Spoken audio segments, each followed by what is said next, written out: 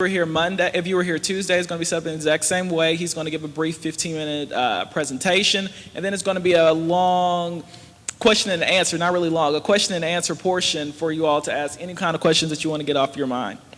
At the end, after your question and answer phase, he's going to give a brief 5-minute wrap up to cover anything else, and then we'll all be dismissed. So, Mr. Jones. Well, good afternoon. That was not a rhetorical good afternoon. I was actually expecting some feedback. How are you guys doing?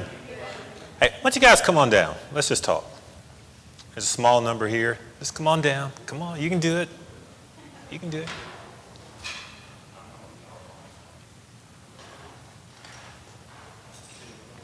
Come on, come on, come on.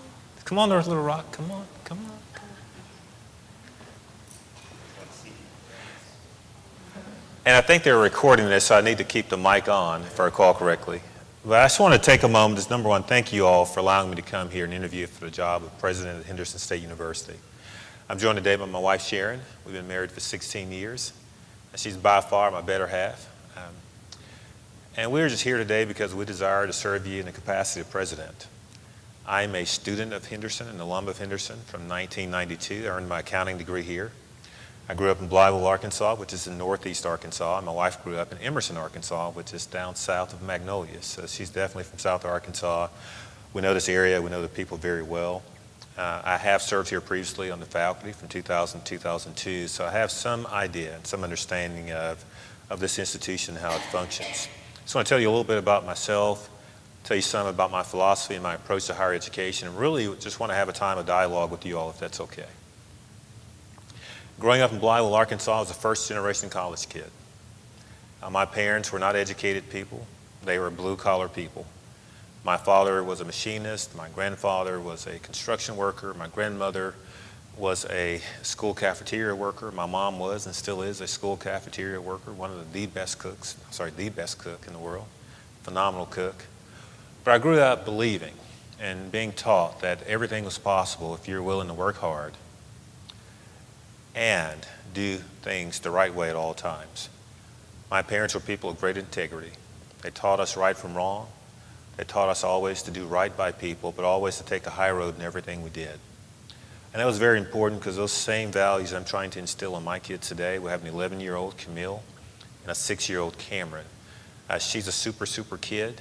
She is a ballerina. I've been dancing for about 6 years now. And very graceful. She's about 5 feet tall, 5'2", at 11 years old. And just very graceful, very elegant. I kind of describe her as being just a work of art. Then I've got a 6-year-old son, Cameron, who is just a piece of work. He is just everything you'd imagine about a boy, that's what he is. Into everything, football, basketball. If he has a ball on the end of it, he's into it. He's in drum lessons now, and he has his own band. At 6 years old, formed when he was 5. They're called the Misbehaviors. And none of them have any front teeth now. We should rename them Toothless, but they play well. He's the drummer, but he plays the guitar in his band, and just have a lot of fun with them.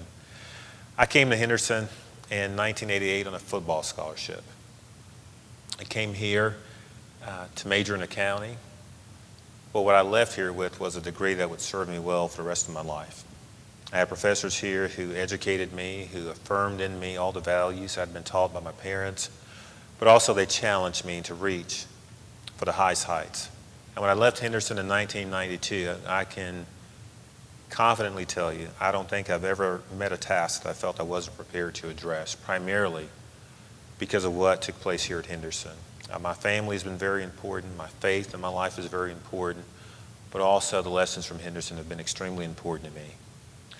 When I look at Henderson, I see it a great university that for us as a family, I think it is the right place. I think it's the right time. I think it has the right mission, and I think it's the right fit for us. Coming from Arkansas State University, where we are growing all over the map and doing some incredibly wonderful things, I think Henderson has the potential to do some wonderful things as well. You've got an outstanding faculty. I think you've got some very nice facilities and opportunities to continue to enhance those facilities. I think there's some very nice and wonderful degree programs in place, but also based upon what I saw with the search committee, there are some outstanding students here who are very passionate about Henderson being more than just another institution, but wanting it to be the very best that it can be. The way one of the students put it on the search committee, and I quote, was, "I'm tired of reading about everybody else. I want to read about Henderson. I'm tired of hearing about all the great things that are happening here, there, and everywhere else. Why can't that happen here at Henderson?" And I agree with her. From my standpoint, the university has all the attributes of a university on the rise that you could ever hope for. It's got a great alumni base. It has great support, institutional support. I think the opportunity to enhance partnerships is phenomenal here. I think the ability to raise funds will be important as well. I think Henderson is poised to have a capital campaign. And at the heart of that campaign will be student scholarships. There are people that are willing to invest resources in you. They love the story of the student from Blytheville, Arkansas, who, because of the money they gave, was able to come and earn a college degree.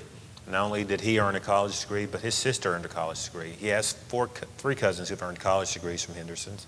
He has other people from his hometown who've earned college degrees. And as a result of that, my children are already talking about where will they go to college. Not if we will go, but when and where do we get to go. And that's important because Henderson is one of those places that has the ability to transform the lives of people, future generations of their family, but also the community in which we live. And that excites me. I think Henderson has an incredible opportunity to become that place of choice for students in South Arkansas, but also throughout Arkansas. Because what I think can separate Henderson, number one, will be the student-centered environment that we would create. I was telling the staff earlier, and I'll share with the faculty after this, students have to be at the center of everything that we do. Every academic program we design, every classroom activity has to evolve around or revolve around the student. Likewise, the ability to draw the distinction or connection between what happens in the classroom, but also what we're designing for you outside of the classroom has to be there as well. So the things that you're learning you can take and apply in any given setting. But also I think we have the ability to prepare you for tomorrow unlike any other university. And that's where the public liberal arts mission becomes important. How many of you guys know what's going to happen tomorrow? How many of you all know exactly what you're going to be doing 10 years from now, 15 years from now, 20 years from now? None of us know. And so the best thing we can do for you is to give you a degree that allows you to be competitive not only for today and a career that you choose, but for tomorrow in the event you wanted to change careers and move into a different path. Many jobs that exist today didn't exist 10 years ago. Somebody had to create them. Somebody had to seize that opportunity. Someone had to step in and take advantage of that moment. In a degree that allows you to think critically, encourages you to think rationally, encourages you to analyze, encourages you to value people who are different, to understand that in that difference you can create significant strengths. A university that prepares you to not only master your discipline, but also to think about the world in which you're going to live, but also the world in which you're going to lead. In our world today, we need more leaders who have the ability to communicate effectively, who have the ability to understand differing viewpoints, but also seek and identify that common ground, but also people who can go on and really excel in their life, in this thing we call life. And so when I think of Henderson, when I think of you all, when I think of my own kids who may come here one day, I want to make certain that we're creating this environment that's going to allow you to be successful well beyond your time here at Henderson, because that's what Henderson did for me. And whether I was at the University of Arkansas or whether I was at the University of Florida, which has the #1 tax law program in the country, I always felt prepared and I always felt as if I could compete with anyone at any time. And Henderson did that for me. And while I'm not practicing law, I'm in higher education, Henderson prepared me for that, because I do have the ability to see things that many other people don't see. And so I think we have the ability to create degrees that build a better student, not just in terms of the content you learn within your discipline, but in terms of our ability, in terms of getting to know you one-on-one, shaping your character, learning from you as much as you learn from us, but also creating friendships that are going to last well into the future. Some of my dearest friends today are my former professors here at Henderson. People I've called upon in life when I was deciding to get married, to ask my girlfriend to marry me. I called some of my Henderson professors, what do you think? I brought her down here to meet some of them. But those relationships are so important as we move forward, because from my standpoint, not only are you future alumni of Henderson, you're going to be our biggest ambassadors. You will be our biggest fans. You will be our biggest supporters. And so, I'm here because I desire to serve you in the capacity as president. My philosophy of leadership is very simple. I am a servant leader. That means I lead by serving.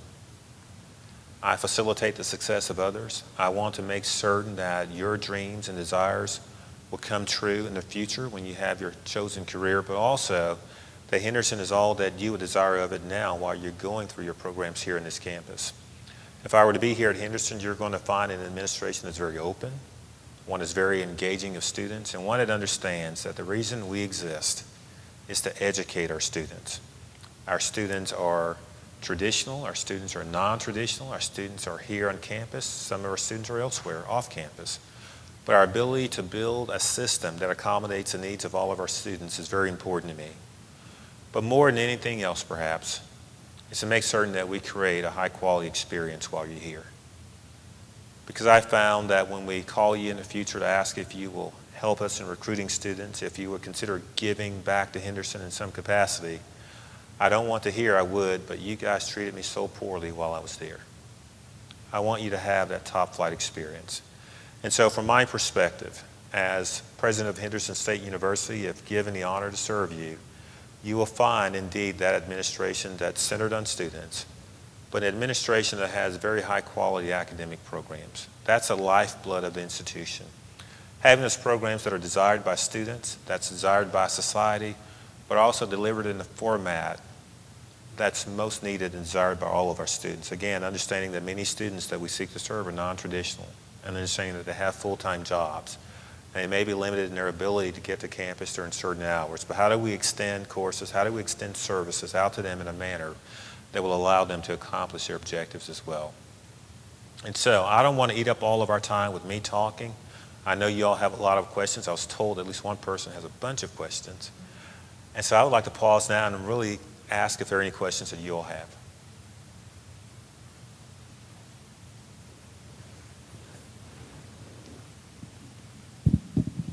What jobs have you had since you've graduated from Florida? I have been primarily, I've been assistant professor, associate professor of accounting at Henderson, at ASU initially. I came to Henderson in 2002. I left Henderson to go into administration at Arkansas State University. I was an assistant to the president, subsequently promoted to executive assistant to the president for diversity initiatives. Then that was broadened to include everything under the sun. I've also served as interim executive vice chancellor and provost, senior associate vice chancellor for academic affairs and research. And so my responsibilities have covered the gambit from being responsible for all of the academic programs and academic colleges, the library, our continuing education programs. Research has been very big on our campus. Our Arkansas Heritage Sites, which is a series of off-campus museum sites around the state that are telling the unique heritage of Arkansas. I've been responsible for, I know I'm leaving out something. I'm responsible for our federal legislative activities. So I'm the primary contact for our campus with our senators and our District 1 Congressman, who's Congressman Rick Crawford at this time. And so I spend a lot of time in D.C. promoting our research activities. I spent a lot of time in Little Rock working with our chancellor, assistant president, and others to really promote ASU in the eyes of the legislature, but also throughout the state of Arkansas.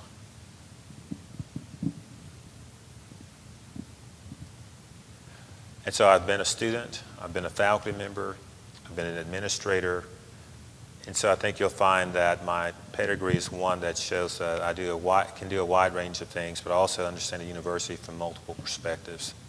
And one of those perspectives is that of a student perspective. On our campus, we have over 14,000 students right now.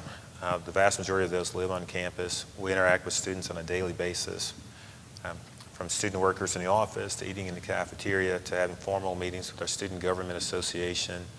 We have a lot of processes that are student-driven. For example, our technology fee and our infrastructure fee, the students determine how those funds are spent.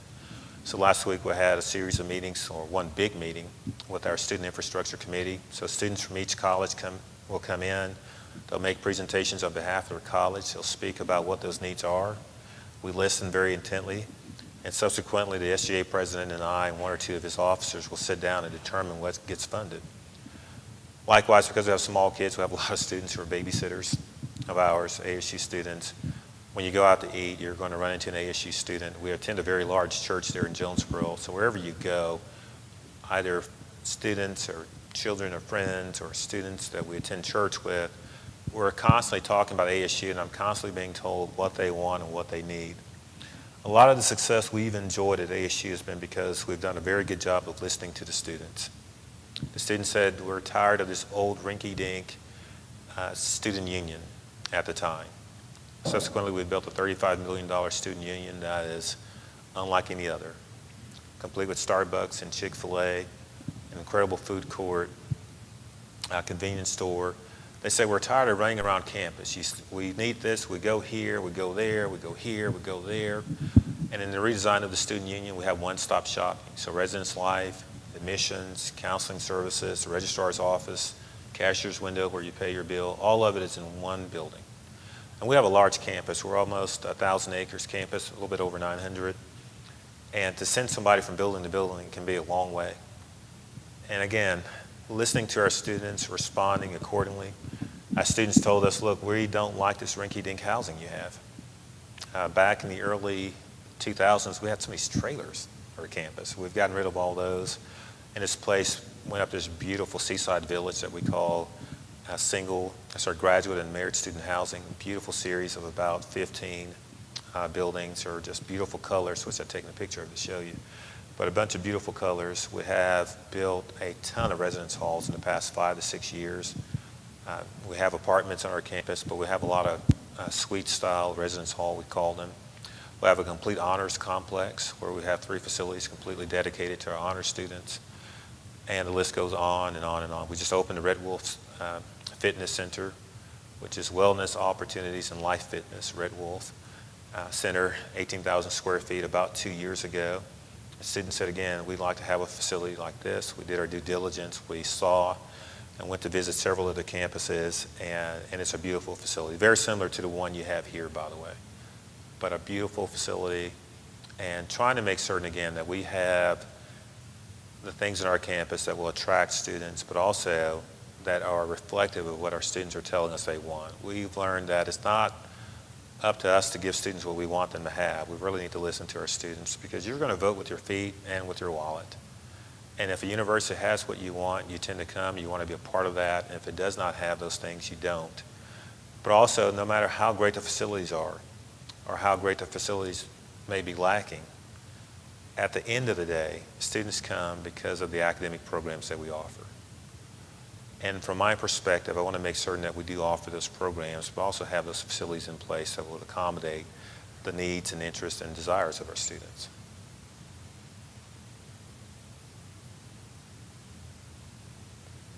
She gave up the mic. Okay. I'm kidding with you. Did you have a question? I had a quick question. You were just talking about how the sizes of your campus and how 1,000 acres is about 14,000 students. And that makes me think about how we want this school to grow, and we need aggressive retention tactics or aggressive recruitment tactics. Do you have any specific ideas on how to grow the enrollment here at Henderson? I think the first thing you need is a strategic enrollment management plan. And that plan will set out who are we trying to attract and how we're going to go about identifying and recruiting students to Henderson, but also how we're going to go about retaining those students that we recruit. It's not enough to get students in. We need to make certain that we're retaining them from year to year and ultimately that they graduate from Henderson. That's what we want to do. Likewise, we're going to have to define and I think articulate just a little bit better of who we are so that when students hear Henderson and they hear that public liberal arts mission, they understand exactly what that means and why that's relevant to them and to their future. Likewise, I think we're going to have to establish some very strategic partnerships with high schools, but also with community colleges. There are tons of community colleges in the state of Arkansas, and there are 3 that are right around us here at Henderson that we don't have very strong affiliations with. So I would work to really accommodate that fairly quickly, because I think that's what we call low-hanging fruit, and I think our ability to reach out and secure those relationships will be important. But also we need to be thinking about in terms of how large do we want to grow, because that's going to determine the demands on student housing, that will determine the demands you're going to have on your cafeteria, it's going to determine the demands you have on other amenities and services that we offer students. And so you have to go through that planning process, because if you're not careful, you wake up one day and you ask, well, gosh, where do we put all these students we have?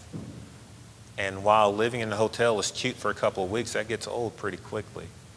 But also we have to start thinking about who do we want to be and how much do we plan, how much do we plan to grow? Because if we don't, then we'll continue, or we'll run the risk of falling behind other institutions. On our campus, we watch enrollment throughout the year.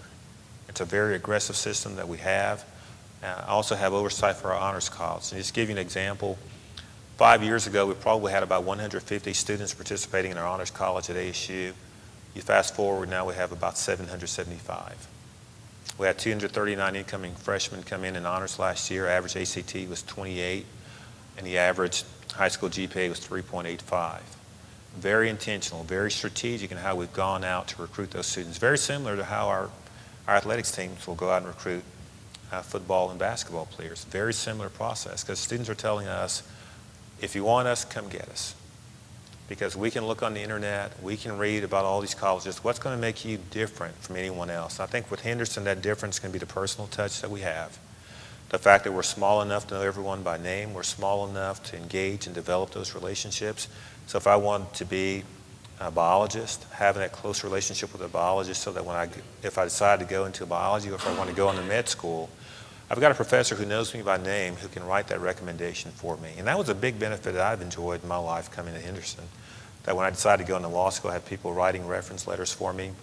I remember I got a scholarship from the Arkansas Bankers Association, $4,500, because a faculty member here wrote a nomination letter for me and helped me prepare for that interview process. And so those are the things that I would look at and think that we'll need to consider moving forward, but also how we market the university will be important.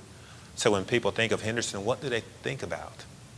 Do they think of Henderson in terms of SAU, UAM? Do they think of Henderson in terms of ASU, U of A, and other institutions? And how do we want people to think about us? And from my standpoint, I want people to have a very high opinion of who we are in terms of the academic quality that we offer, but also in terms of the student learning environment that we create, and the student-centered environment that, whether you are within the classroom or outside the classroom, this is a place where you can come and really flourish as a student on this campus.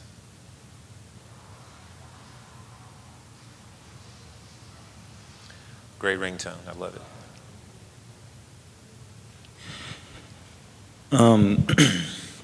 Sorry, I had something in my throat. I don't know if I'm probably aware we have a pretty big problem with parking. We have very limited parking and some dorms that are that are rapidly on the decline. What would your plan, or what is the plan to accommodate those two needs? First thing I think we need to do is to do an assessment. What are we building? And whenever you build something, you have to ask what's impacted by it. Traffic flows, parking, things of that nature. And then the question becomes, where does it make sense? And I think there's a campus master plan out here that I've not had a chance to really review yet. But I think we need to ask ourselves, where does it make sense to have parking centralized on this campus? The neat thing about the campus being so small is that you're not a long walk away from anything, for the most part. And so I think that creates opportunities to really look at how does it make sense, how does it make best sense to centralize parking on our campus. In terms of the residence halls that are aging, Newberry and Smith were here when I was a student. And the question becomes, how do we go about developing a plan to replace those?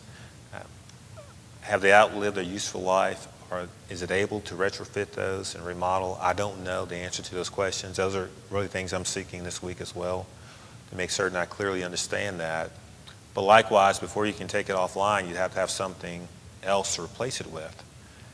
And so have we thought about the funding mechanism for funding new facilities as well? And a lot of that's going to be driven by enrollment management. And so how much do we plan to grow?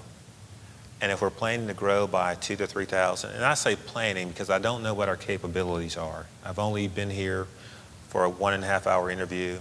I've done a lot of reading.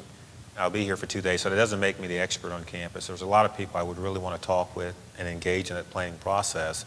But I will stand on what I said earlier. I do know that students do not like to live in dilapidated housing conditions. That much I do know. And it would be our priority to look at the current condition of those existing facilities and then begin planning right away on either how do we go about either refurbishing or how do we go about building something altogether. We had the same issue on our campus at ASU a few years ago. We had what's known as twin towers. There were these two high rises. They were about 12 stories each. They were side by side, and they literally looked like the twin towers. They were built back in the 50s, and they were just pretty much hideous. And we literally blew them up. We imploded them, big day. People were crying, collected the bricks. I couldn't tell if they were happy that we blew it up or if they were really sad. But out of that, we've been able to build a lot of nice housing facilities around our campus that are more reflective of what our students desire. But we had to go through a time where we had to ask ourselves, how long do we hold on to this? We concluded we couldn't remodel those facilities. We had to get rid of them. But before we could get rid of them, we had to build something that would come in its place. And whatever we built in its place had to be something that could be occupied at a certain level to make certain that we could actually pay for it. And that's the analysis we'd have to do here. But from my standpoint, if you were to just click on, well, our new website won't be up till August, but on our campus, you'll be very impressed with the quality of student housing that we have. And even our older facilities, we've been able to go back and refurbish and rehab a little bit to make it more conducive with the suite style arrangements and those kind of things. So even when with our older facilities where our freshmen live, they don't like it, but they know it's only for a year. They have tremendous incentives because we have a lot of new things that are out there. We're getting ready to build another round of residence halls on our campus. We're going to add a new honors building, and we're going to add, I think, 3 more facilities on top of that to accommodate the demand that we have. Jonesboro, in many respects, is a lot like Henderson in that around the campus, there's not a lot of affordable student housing. And so we really have to be that place that provides that affordable student housing for our students. And so making certain that, again, from a cash flow standpoint, we can actually make it work financially. But then how do we refurbish? Do we build anew? And if we build anew, where do we build? And where would it go? And where does it make sense to have it? When I look at Newberry, it just seems so isolated. Over across the street behind, is it Kaplinger's?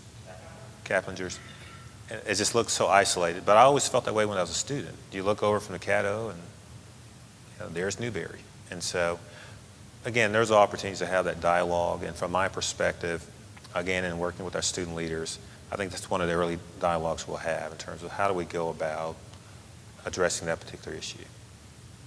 Great question.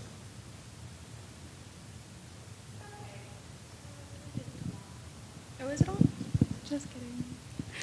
Okay, how do you feel about Greek life and Greek activity / growth on campus? Because I know I'm part of a Greek organization, and that's a major point for me. So how do you feel about it? I love our Greek organizations. We have some incredibly talented young people involved in those organizations. They are among our best student leaders. We're in the process of building sorority houses. We got that approved. And it's going to be going up directly across from our new fitness center there on campus. But that's been part of the lifeblood of our student life on our campus for many, many years. And so we promote it, we encourage it. We've had some incredibly talented organizations do some great things, both on the campus and out in the community. Now, what we also stress with our young people is simply this. There is a responsibility. You're now a leader, and everyone's looking at you. And so your ability to accept that responsibility well becomes important. And we all know the hazards sometimes and the stories we hear about Greek life. And so what we tell our young people is simply this.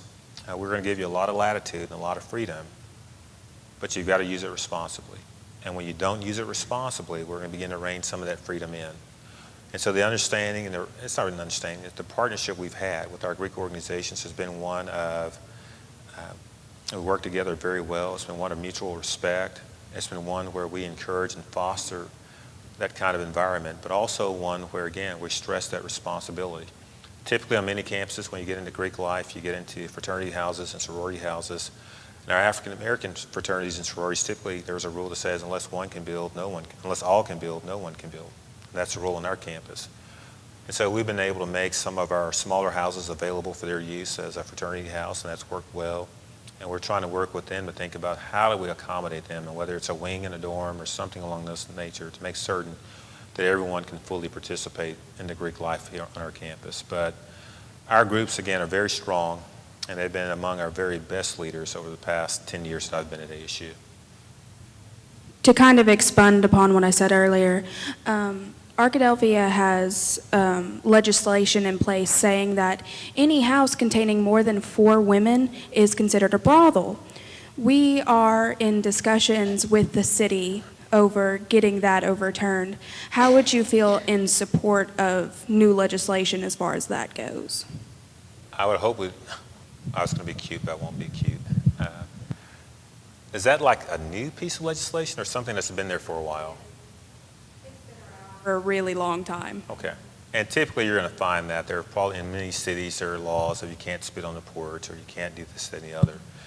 From my standpoint, I don't think that would be, I hope that's not being enforced here in the city of Arkadelphia, but from my standpoint, if we've got 4 students who are living in a house together who happen to be female, I definitely would not want to see our students get arrested for living together as college students trying to go to college and earn a college degree. And so from my standpoint, I would just have a series of conversations with our city leaders if that became an issue. What you're going to find in me is that I try to influence things in a manner that does not embarrass people, but in a manner that gets a result that we all would desire.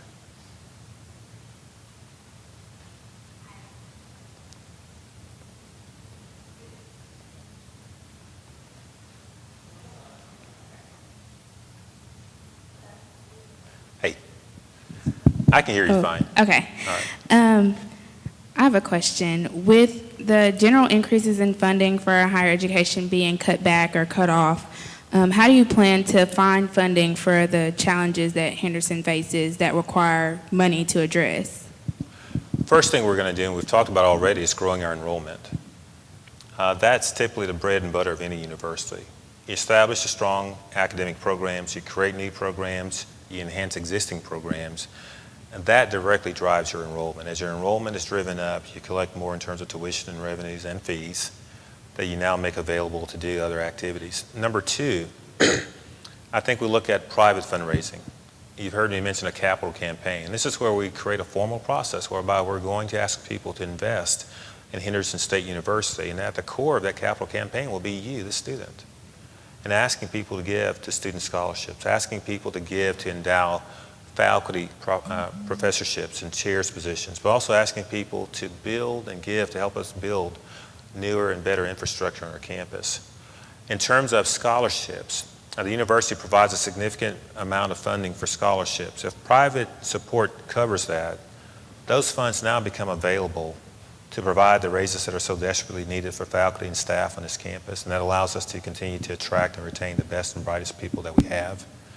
But it's very important from a financial standpoint that we look at recruitment. It's very important that we look at private support.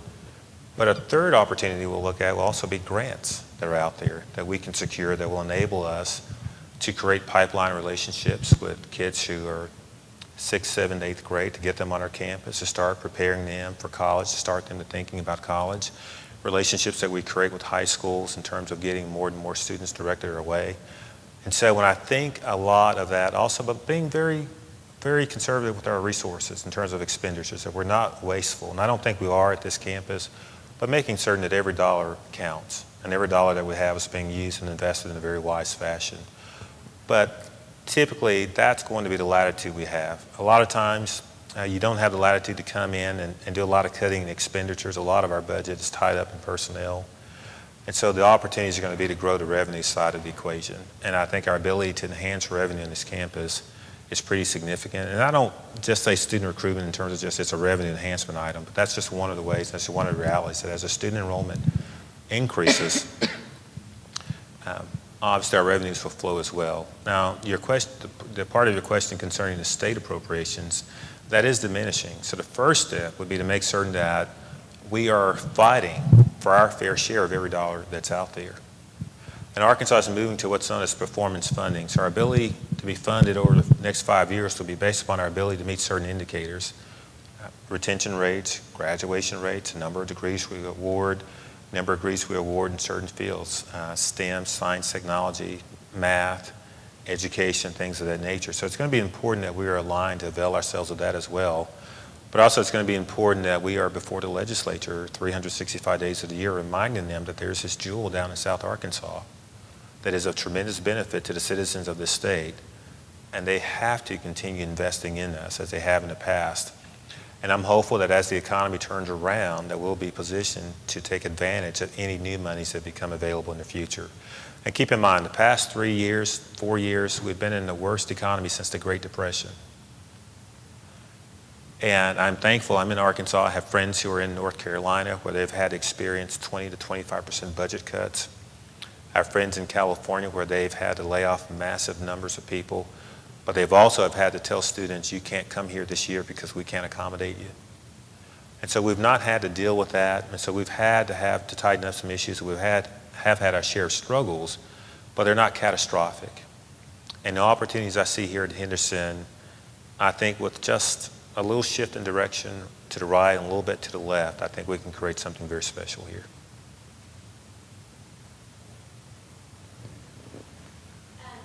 You mentioned that you, to connect with students, you mentioned that you've worked at Arkansas State with the SGA. Do you plan on just talking to the SGA to get our opinion, or how would you get our opinion Part of it, about things? I would determine how does this campus operate. At ASU, the SGA is the student body, and they've got representatives from every college. It's a pretty big organization, and the way our shared governance process works, SGA is actually a part of our shared governance process. And so typically our initial point of contact is with the SGA group, but also we work with other student groups. There are our international student groups. We have our Greek groups that we work with as well. And so typically we're trying to make certain that we're connecting with all the groups along the way. And how we divide the campus up, I may work with a number of groups in my role as provost. Our Vice Chancellor for Student Affairs will work with certain groups because we have so many student groups on our campus, and one person simply couldn't accommodate them all. But here, my goal would be to listen to as many people as possible to get the lay of the land here and to create an opportunities for students to come and voice not just concerns, but I also want to hear the things we're doing right as well here on our campus. But from a structural standpoint, a lot of what we do would be geared towards and through SGA, but also geared through and towards other student organizations that are recognized as leader organizations on this campus.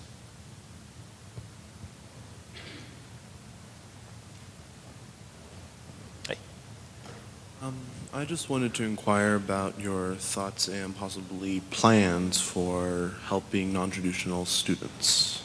My thoughts and plans for helping non-traditional students. Again, that goes back to enrollment management, and here's why. Typically, universities take an inordinate amount of their resources, 80, 90%, and they convince themselves that everybody falls into that traditional student category. But when you do an analysis of your enrollment, this is why having data-informed decision-making is so important. You have to look at what the data is telling you. So if our data is telling us that 25% of our students are non-traditional, then we need to think about what are the needs of the non-traditional students. For example, we know many non-traditional students work. So if everything closes at 5 o'clock, that makes it very difficult for them to do business with us. So are there services that we have online or that we can push online and make available? On our campus, the first 2 weeks of each semester, we extend the hours of the registrar's office, we extend the hours of admissions, we extend the hours of the bookstore, and typically start at 7 and close at 6 or 7. To make certain that our non-traditional students can come in and take care of the business that they have. We've had non-traditional computer labs, so that we have labs on the outskirts of campus where people, when they're driving in, have the ability not to have to drive into the heart of campus, but can access a lab that way as well. But the best thing we've done to address the needs of our non-traditional students is that we've created a number of online programs. Because many of the non-traditional students have told us, I simply cannot come to your campus between the hours of 9 and 2. I've got a family to provide for. Doesn't mean that they don't value education, but they're looking for a way to have it in a manner that preserves quality, but also allows them to maintain a job because they're having to pay, but also they've got family responsibilities. And so from our standpoint, again, going back to listening to the students, and our students are saying, here's what we need and here's what we desire, then it's incumbent upon us to respond accordingly. But not just responding every time there's an action, but also looking ahead and seeing how our student enrollment is changing. So in an enrollment management plan, one of the core questions we'll ask is simply this: who will our students be in 5 years? And the needs of the first-time freshmen from Little Rock, Arkansas are probably completely different than the needs of the non-traditional student who's 50 years old in Texarkana, let's say. And what does it mean for us? And so that's part of that rethinking kind of how we function as a university and how do we accommodate the interests of our students. Many universities take the approach that we're the university, you want what we've got, you just make do with what we do, because we're not going to do anything differently. And those universities are dying every day, and they're struggling because they've forgotten one very important point that I ended my presentation to you all with, and that's simply this. It's all about the students. It's all about the students. And we're going to challenge you, we're going to push you, we're going to discover in you things that you didn't realize you had. But we're going to prepare you for tomorrow. And when you leave this place, and no matter where your travels may take you, you will be prepared. And you're going to find that an A at Henderson State University is an A anywhere in the world, simply because you will be prepared and equipped to succeed in life.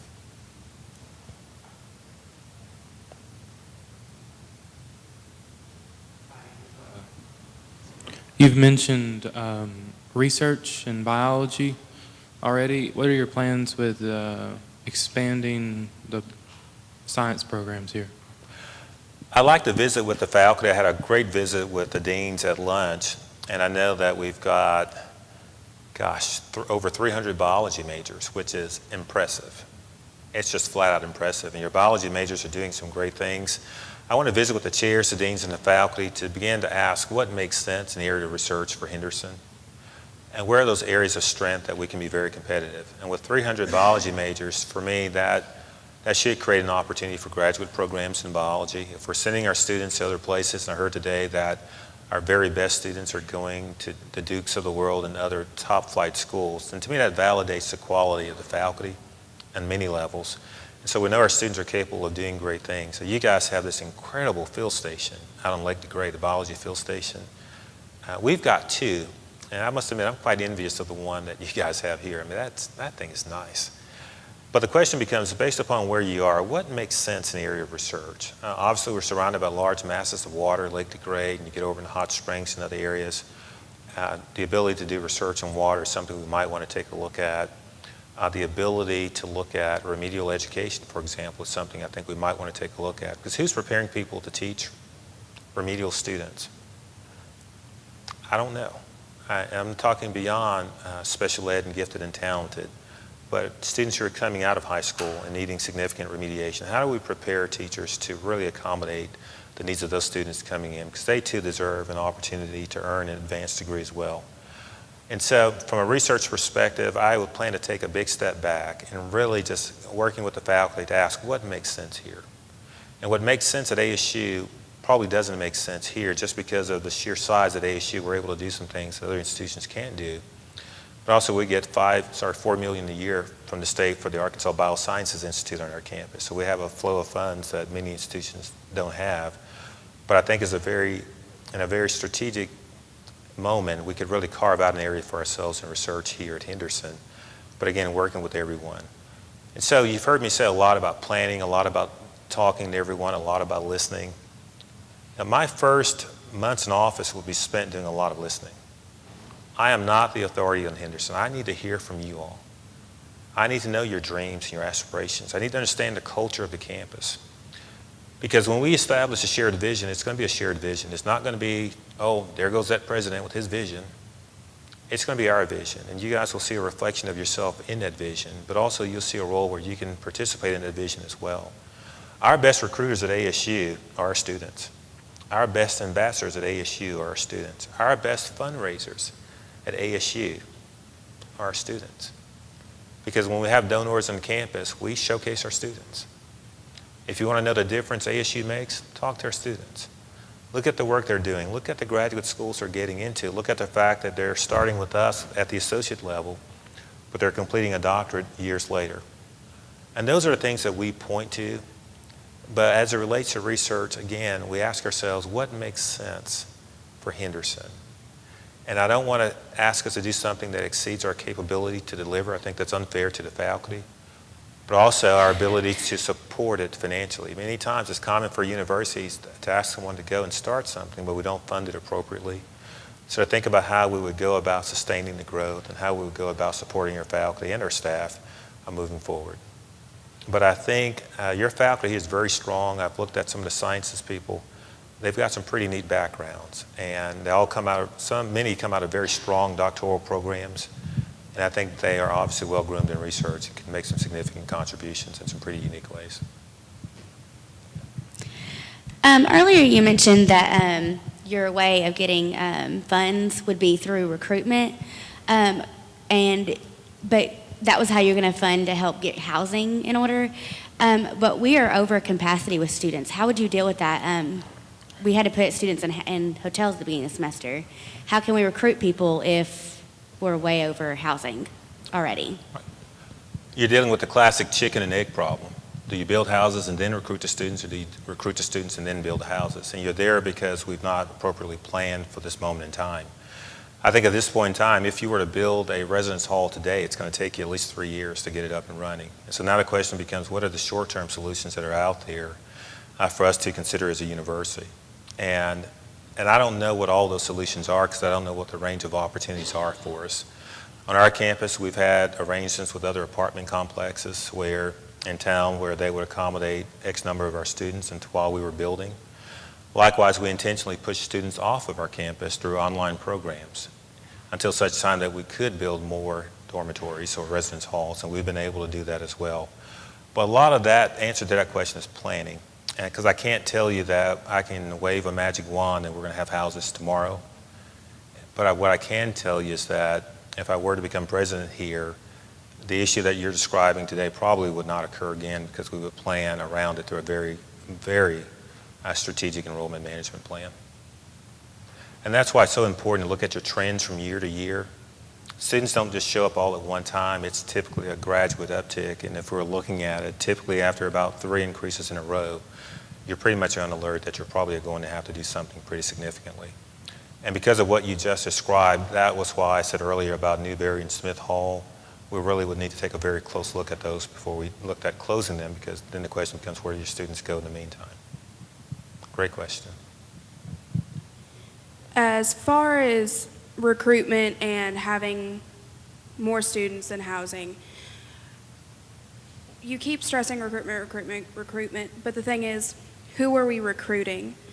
Are you willing to take losses as far as recruiting massive numbers, as in quality versus quantity? Are you going to raise requirements for enrollment? Because I know several of my friends who I graduated with should not have been admitted to college with the scores and the grades that they made in high school. And I feel like Henderson, I'm so passionate about this school. I love this school. I chose it for a reason, but we need to find other people that feel the same way versus should we just let everybody in? I agree with you wholeheartedly. The people that we let in here are people who should have a reasonable likelihood of graduating from our school. I am not a fan of bringing students in, collecting their money, knowing that they may not graduate from our university under any set of circumstances. When I say recruitment, I've not thrown out a number to you all intentionally. And so it's not about quantity. The question becomes, or the question was, if we're going to address financial considerations, how do we do it? One of the things, and one of the ways in which we do it is through student recruitment, but we don't just go out and get anyone. And so do we look at our enrollment standards? Part of the analysis I've done is looking at who graduates from Henderson based upon their ACT score, based upon their high school GPA. In business and industry, there's a concept known as predictive maintenance. Preventive maintenance you all have heard of. Predictive maintenance, you probably have not heard of it. But predictive maintenance simply says this: if we know that every 10 days the machine breaks down, and day number 9, let's go in and change everything out. If looking at our enrollment trends over the past 10 years, if we know students who fit a certain profile are not successful at our university, why do we continue to admit them? And why do we continue to let them in? Likewise, as we talk about raising the profile of the university, one of the ways in which you raise your profile is to enhance your graduation rates, to enhance your retention rates, and the best way to do that is to really look at your admission criteria. Right now, the criteria here are not that strong because you have an 18 ACT or. I think it's the or that's probably getting you in trouble right now in terms of what you just described. So one of the things I think we would need to look at is making that an and. Am I willing to take losses? I am not willing to have students come here whom we know are never going to graduate. I think that's unfair to the students. I think it's unfair to their parents. I think it's unfair to you. Because if you're sitting in the classroom, we're taking resources away from you and redirecting activities away from you to students who probably are not ready just yet to come here. And that's where community college partners become so important. And on our campus, as we raise our enrollment standards, we're going up to a 21 ACT and a 2.5 GPA coming out of high school. That's already shifted a lot of students away from our campus to community colleges, but it's at a time where our enrollment is growing so significantly to where we could not sustain it from a housing standpoint in terms of being able to accommodate all the students that were there. But a very good question. We're very lucky to have a very safe campus overall, but I have noticed that we don't have any safety boxes just in case something happened. Would you think about adding those to our security program? Yes, we have blue boxes all over our campus at ASU. Unfortunately, we've had situations where we've had criminal activity occur on our campus, and it's not pleasant when you have to call a parent. It's not pleasant when you have to read about it in the paper. We have a very big regional paper. We have a very big regional TV station there in Jonesboro. So whenever things happen that are negative, it's plastered everywhere for miles around. And so yes, the safety of our students is paramount. And so the call boxes, we do safety patrols. We supplement our UPD by having students who will patrol, and they're just patrolling and calling and say, hey, I see a guy walking over here you guys might want to look at. If a young lady's in the library late at night and is very uncomfortable walking home, she can call UPD and we'll have an escort service in the correct sense of the escort service. And we'll walk her home to make certain that she's there safely and doesn't have to fear for anything along the way. And so from that standpoint, we look at our tree canopies to make certain that there's an appropriate line of sight. We've addressed lighting on our campus significantly over the past couple of years. We have a lot of cameras around our campus that are hidden in our dorms and around our campus. So again, that we are able to keep our students safe. You're welcome. The Department of Diversity on campus. What are your thoughts on that? How would you go about to create one that is well known on the campus so that minorities would be able to go someplace to get the help that they need? I think an Office of Diversity is very important. It would be part of any administrative team that I were to create if I were blessed to come here. But diversity is for all of our students. No matter who you are, when you leave this place, you're going to work for somebody or with someone who's completely different from you. And your ability to embrace that diversity, your ability to take that diversity and turn it into a strength, I think will be one of those competitive advantages we can give to all of our students. And we have students who come here with very special needs, and we need to make certain that we're able to accommodate the needs that they have, and whether they are students of color, whether they're non-traditional students, whether they're students with disabilities, we need to make certain that we have that structure in place to accommodate the needs that they have. But from a diversity standpoint, I think Henderson's done some very good things in diversity. You're one of the few universities in our state that actually has a diversity requirement in the curriculum. I think that's very important. But also I think it's important to make certain that all of our students have that outlet where if they feel that the campus is uncomfortable for them or unwelcoming for them, or if they just feel completely lost, that we can direct them to those resources that will enable them to really thrive while they're here at Henderson. At ASU, one of my initial assignments was enhancing diversity on our campus. And over a 5-6 year period, we're able to double the number of faculty of color on our campus.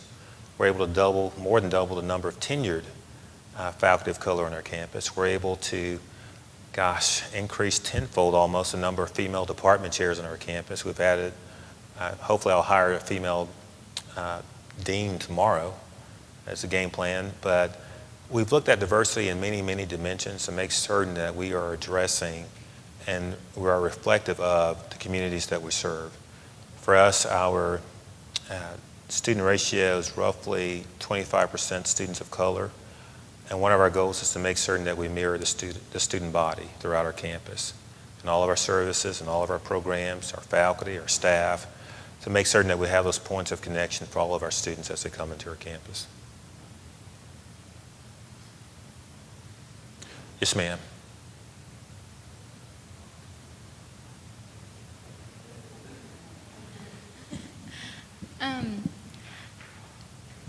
To me, it's very important for the students on campus to have a relationship with our president, maybe not one-on-one, but at least feel comfortable with him and recognize him and know that he recognizes us. Do you think that's an important aspect in your job? It is. I'd be a hypocrite to stand up here and say it's all about the students, but I'm not creating opportunities to actually spend time with the students. And so that would be very important. I want to know you all. I want to hear your stories. I want to understand the things that are important to you all. As a faculty member, that was very important for me to get to know my students. We were at a function just Saturday night. One of my former students was there. She just got promoted to being an administrator of a healthcare entity there. She's going to be over about a $20 million budget. I remember when she came up from Bright Star, Arkansas, as a freshman many, many years ago. But I've worked with her, I've mentored her, and she just came up and says, I want to say thank you. And I also wrote the recommendation that got her that promotion she's enjoying now. But I want to know our students. I want to listen to our students. I want to hear your concerns. I want to make certain that we're not doing things that alienate you, but I want you to have an incredible experience while you're here. And part of the advice and part of the help I'm going to need is from you all guiding me in terms of how do we best do that in terms of connecting with the students. And again, what works best on one campus may not work as well here. And so I know your SGA president. My favorite reporter just left. I just made a new friend here. And I would hope the questions will continue. But I also would hope that the support and advice would continue along the way, because I need to hear that and I need to know what's on your mind. I need to have that forum to be able to establish that.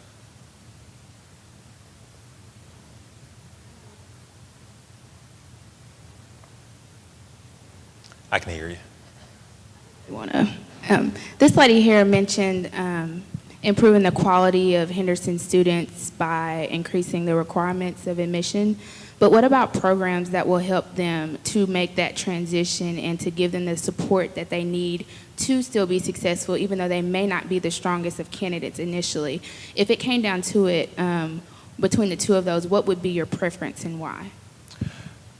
My preference would be to give a student a chance, because we can calculate a GPA, we can create an ACT score, but you can't measure the heart of a person. And there are many students, when given an opportunity, they succeed and they succeed well. But we have to be very careful to identify who those students are. On our campus, we've created an Academic Success Institute, and these are students that come in on conditional enrollment. We advocated for that when we started creating and increasing our enrollment standards, because I wanted to make certain that we weren't leaving the kids of Northeast Arkansas behind. But at the same time, we needed to create a system that gave them an incredible opportunity for success. So very intrusive advising. We determine the courses they're going to take their first year. They work in groups, so they're not isolated, so they have an accountability team that they work with. They're all in a mandatory first-year experience class where we talk about what it's like, what college life is like, and what your responsibilities now are. When we had this discussion, one of the questions came up, said, well, gosh, now why would we want to keep these kids in, because 60% of them don't graduate? I said, I hear what you're saying, but here's what I can't understand. Why do the other 40% make it? And what is it about this 40% that sets them apart, that coming in under a similar set of circumstances, why do they make it? And so we began to really look at that 40%, and we're kind of recruiting towards that 40%, knowing that there's something about that group. But we tend to err on the side of giving students an opportunity. Now, there are certain levels of performance you have to meet, and if a student comes out with a certain GPA and a certain ACT, we know that the chances of success are just not there. And to be fair to the student, we direct them to a community college. But there are students that are kind of in that gray zone, late bloomers in high school. Some students are poor ACT test takers. And so it's important that we create those opportunities, but it's also important that we go back and periodically assess, was our assumption correct? And are our services working? But we have a very strong advising center. We have a very strong supplemental learning assistance. We have very strong peer mentoring. So we've placed a lot of resources behind helping our students who come in, maybe not as prepared academically, but who are willing to work to compensate for any deficiencies they have coming in.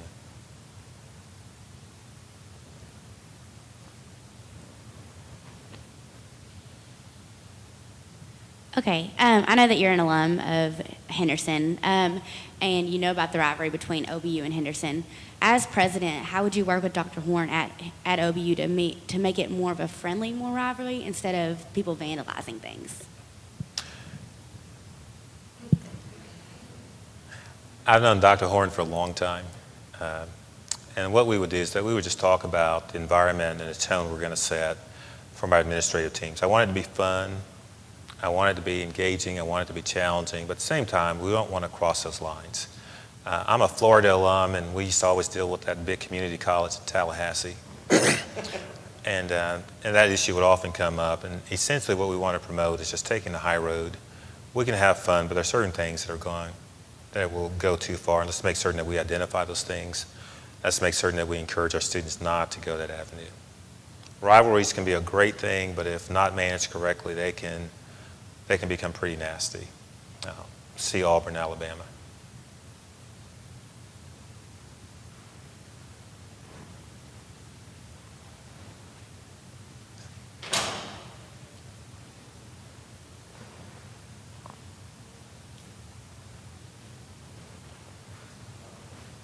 Hello.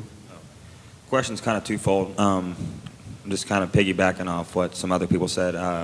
I started at a different university, so when I came to Henderson, there wasn't really a program that I knew about for welcoming not freshmen but transfer students. I went to the school across the street, and now luckily I'm pretty engaging with my friends, so that's one question I had. And two, when I came here in 2009, I was here for a semester and then I dropped out and came back. Upon coming back, out of 17 or 18 friends that I had, one person is left. What kind of tools? I mean, I think it could be a student and a faculty and the office of the president of A, retaining students, and then B, trying to help people, like, because, I guess you have athletes that come from different places when they transfer junior college. How do we embrace them into the Henderson community? First of all, thank you for seeing the light and coming to Henderson. We're glad to have you here. I think as it relates to transfer students have been a struggle, I think, for many institutions because you don't know where they're coming from or when they're going to show up. And so what we try to do is create a series of transfer student days. And we actually go to our two-year colleges in our region, and we spend a day registering students. We spend a day, and we have programs on a lot of those campuses. So it helps a lot that we already have an advisor there that's making a connection on our campus for them. So we have that in place. If you don't have that in place, I think when you identify someone as being a transfer student, you're going to have to almost have an office to direct them to make certain that they are acclimated into the environment. We do a lot for first-time freshmen or new freshmen, and we create a lot of activities for them. But we typically don't think about the transfer students in that same vein, but this is all new for them as well. Typically, the campuses are larger, the people are new, the programs are different, and they're trying to make sense of this. And so I think the ability to connect them very quickly with an advisor, but also with an office, is very, very important. Concerning the second part of your question, dealing with retention, number one, we have to determine who's dropping out and why. Is it financial? Are students are they working too much? What is it? What's causing them to drop out? Because we want to make certain that we're solving the right problem and that we're not treating the wrong symptom. But what's causing our students to drop out? We need to ascertain that. Then we build a web of support around our students when they come in. Number one, I shared earlier with the staff, we have what's known as an early alert system. When our faculty members are in the classroom, they notice that student Y is just struggling. And there are signs of a student in distress that you see. Well, they just send an email to our advising center saying, look, early alert, this kid is struggling. Will somebody please follow up with that student? Sometimes a faculty member may do it themselves, but many times the advising center will follow up. We'll get the student in, we'll see what's going on, we'll let them know that they've been referred. But for students who were there once but dropped out, typically when that happens, you're looking at a student that was on academic probation or something along those lines. When they come back, we enroll them in a program called Restart. And it's just designed to make certain that the skill building aspects are there. And it makes certain, the survival skills are there. Typically students that struggle, they have a hard time balancing newfound freedom with the multiple demands of being a college student You've got the social, you've got the academics, you've got time management. If you're working, you add that to the equation. So they're having a lot to balance. And we need to make certain that we're helping our students balance all of those different activities. And so for us, we've got first year experience, which is mandatory. We've got the Academic Success Institute. We've got Restart. We've got Right Start. If you didn't do well your first semester, rather than kick you out, we'll let you come back a second semester, but you have to go through the Right Start program, which is designed to now say, okay, you're back, and here's what you're going to do.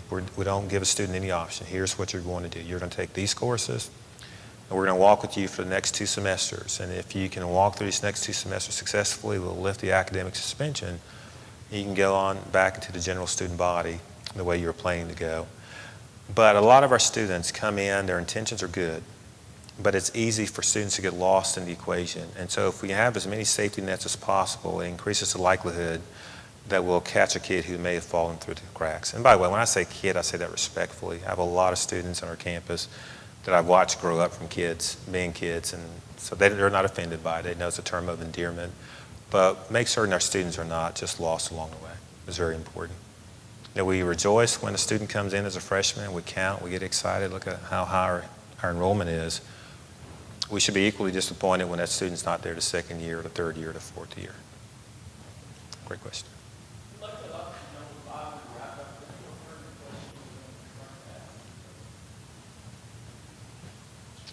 My wrap-up is very simple. Thank you all for allowing me to stand before you today. It's been an honor to hear your passion about Henderson. It's been an honor to hear your concerns. Also, more than anything else, it's great to see so many bright students who have chosen to call Henderson their home. Undoubtedly, you had many choices, but you chose Henderson. And it's my goal, if I were to become president, would be really to listen to those passions I've heard today, build plans around those passions and processes that will ensure that the next generation of Reddies are even better than you guys are today. And I think you are incredibly talented based upon what I've seen, I've heard.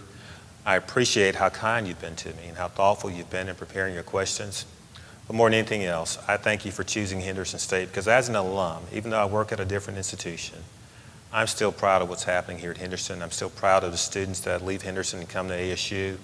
But I'm also proud of the students that I know are leaving Henderson and going to U of A and other places. And so Henderson's reputation in the academic world is still very, very strong. And we know that strong students are being produced. And now the question becomes, how do we go about setting a path forward? And so again, on behalf of my wife and I, we thank you guys for hosting us and being so gracious to us.